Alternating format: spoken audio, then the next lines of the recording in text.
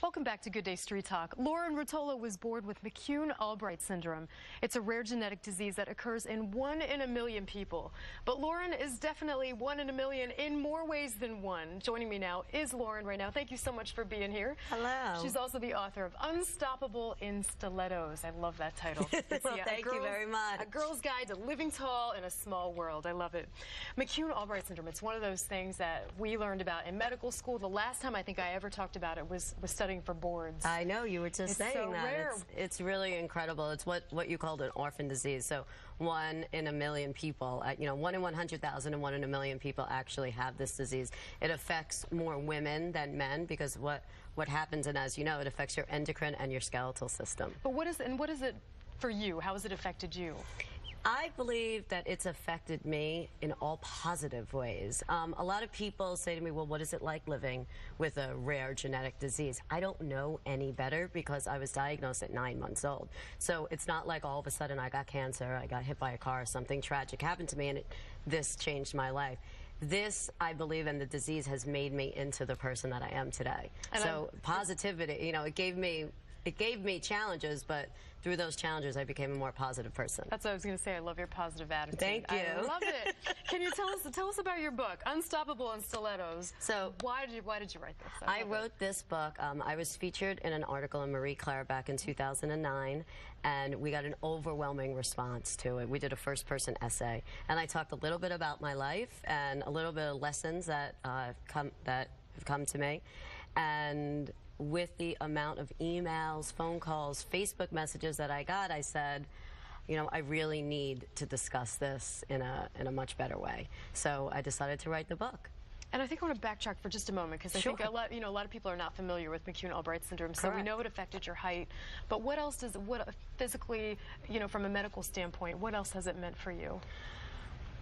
It has definitely given me, because it does affect my endocrine system, so your pituitary gland and your ovaries work independently of each other. So I actually went through menopause when I started the opening effects of menopause at the age of 10. Wow. So my hormone levels have always been ups and down. I think that is probably one of the hardest things to deal with because, as you know, as a doctor, when your hormone levels, or as women know, as your hormone levels change, your attitude towards everything changes. It takes over your entire body and your thought process and your physical process. So I think that has been the hardest because one day my estrogens could have been very high and the next day they were extremely low. So I'm going through those highs and lows all the time. At such a young age. At such a young age, and you're really not prepared for something like that. And what was it was easy to deal with the casts, but it was harder to deal with the emotions. What was it like growing up for you? With other kids, just growing up, being in school?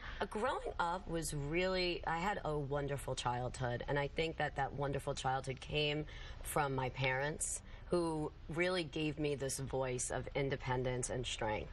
And I just showed that throughout my whole life. So a lot of people, talk about, were you bullied in school? I was more bullied by the parents and by the teachers than by the children because the children knew me since we were just babies growing up. So they just treated me like everybody else, and my personality outshined my disability. And what do you mean with the parents and the teachers? So I talk a lot about in the book on how the parents were really more affected by my disease than the children were.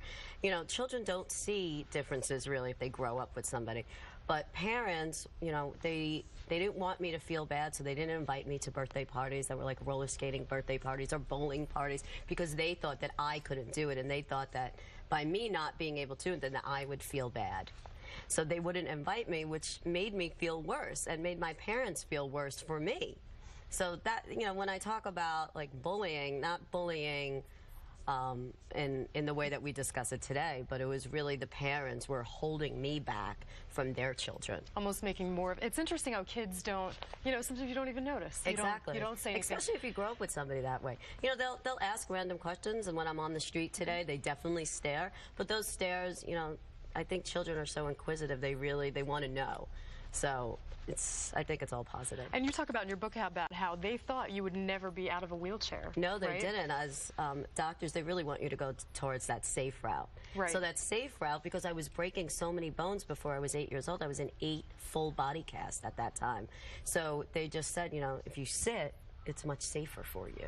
You know, you keep on wanting to walk and do all these things, it's really not safe. You could keep on breaking, and the more breaks that I had, the more deformities that I received. So how did you do it? What sort of motivates you on a day-to-day? How do you do it? Well, on a day, I think it started, I talk about the story at the age of 5 years old. My physical therapist, Carolyn, and my parents literally looked me in the eye and said, "Do you want to walk? We will help you, because everybody wants you to be in a wheelchair." And I said, "No." I didn't understand about being in a wheelchair, so I just said no. And they looked at me and said, "Okay, this is a choice that you're going to make now that's going to affect the rest of your life. You are going to have physical therapy every single day for an hour after school instead of doing, you know, after school activities with your friends." And that, you know, I knew what kind of life, I think even at such a young age, that I wanted to live. What do you think is your greatest accomplishment, your greatest achievement? What do you think? I think my greatest achievement is my voice and my attitude, because I am not afraid, as I talk about my success that I've had over the years, is that I'm not afraid of anything. And I think that because so many things happened to me as a child, that I have this attitude, well, I've been through so much already, so how much worse could it get? Let me just take all these chances. And you know, so I would have to say the success and my voice that I have today, because I am not afraid to call president of a company and pitch him an idea, or, you know, call a doctor, call whoever I want, and just say, "I'm here and I need you to hear me."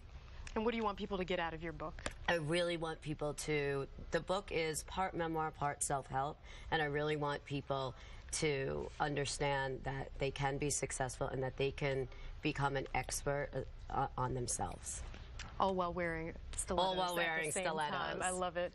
Thank you so much. You are an inspiration. Well, thank you so much. I really appreciate it. Thank you, Lauren Ruotolo, who's the author, once again, of Unstoppable in Stilettos. And to learn more about all of today's topics, log on to our website, myfoxny.com, and click on the Public Affairs tab. That's all for today's show. Thank you so much for joining us this morning. From all of us here at Fox 5, I'm Dr. Sapna Parikh. We'll see you next time for more Good Day Street Talk.